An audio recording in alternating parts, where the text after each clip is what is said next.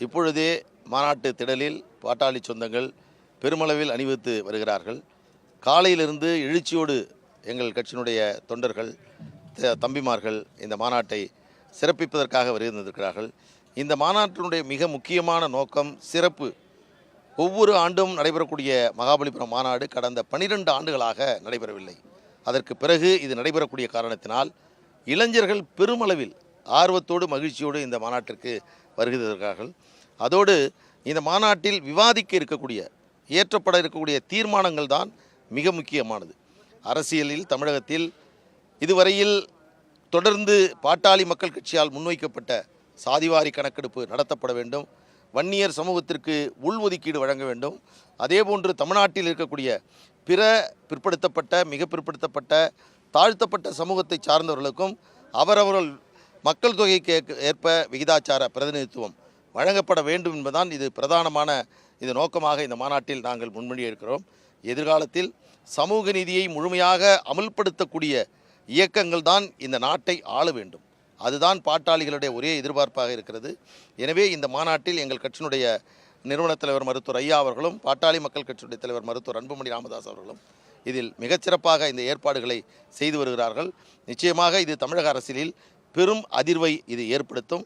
ஒட்டுமொத்த தமிழகமும் இந்த மாநாட்டை எதிர்பார்த்து காத்து கொண்டிருக்கிறார்கள்.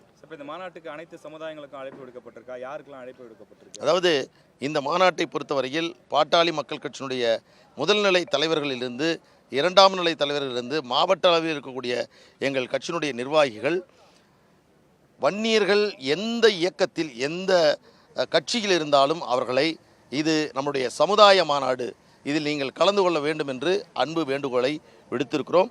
எனவே கட்சி பாகுபாடு அற்று வன்னியர் சமுதாயத்தை சார்ந்த ஒட்டுமொத்த மக்களும் இளைஞர்களும் பெண்களும் இந்த மாநாட்டில் கலந்து கொள்கிறார்கள். அதேபோன்று பிற சமூகங்களை சார்ந்தவர்கள் பிற அரசியல் இயக்கங்களை சார்ந்தவர்கள் அவர்களுக்கும் இந்த அழைப்பை நாங்கள் விடுத்திருக்கிறோம். குறிப்பாக எங்கள் கட்சியினுடைய நிறுவனர் மருத்துவர் ஐயா அவர்கள் தாழ்த்தப்பட்ட சமுதாயத்தை சார்ந்தவர்கள் இந்த மாநாட்டில் பெருமளவில் கலந்து கொள்ள வேண்டும் என்று அன்பு அழைப்பை விடுத்திருக்கிறார்.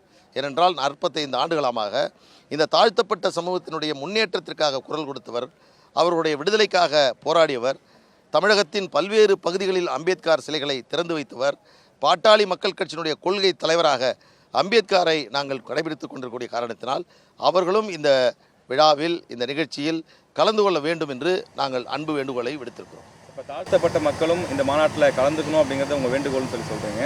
ஆனால் இது விசிகாவுக்கு எதிரான மாநாடு அப்படின்னு சொல்கிறாங்க. குறிப்பாக விசிகாவுடைய ஒரு பாலாஜி இருக்கார் இல்லைங்களா, அவர் பார்த்தீங்கன்னா இது சம்பந்தமாக நிறுத்தணும் பல இடங்களில் பேட்டியெல்லாம் கொடுக்குறாரு. வழக்கெல்லாம் கூட தொடுக்கப்பட்டுச்சு இந்த மாநாட்டை நிறுத்தணும்னு சொல்லி. அதுக்கு உங்களுடைய கருத்து? எங்களுக்கு இப்போ இது மாநாட்டு பணி, இது போய் சின்ன சின்ன பிரச்சனைகள்லாம் நாங்கள் கவனம் செலுத்த விரும்பவில்லை. வேறு விதமான பிரச்சனைகளில் நாங்கள் திசை திருப்பவும் விரும்பவில்லை. எங்களுடைய நோக்கம் இந்த மாநாட்டை சிறப்பாக நடத்த வேண்டும், இந்த மாநாடை ஒரு வெற்றி மாநாடாக நடத்த வேண்டும். ஒரு சின்னதாக யாராவது அவருடைய அரசியல் காரணங்களுக்காக எதையாவது ஒன்றை சொல்லுகிறார்கள் என்பதற்காக நாம் அதற்கெல்லாம் பதில் சொல்ல முடியாது. அதற்கு தகுந்த நேரம் இது அல்ல. செய்திகளை உடனுக்குடனும் துல்லியமாகவும் தெரிந்து கொள்ள சப்ஸ்கிரைப் பண்ணுங்க.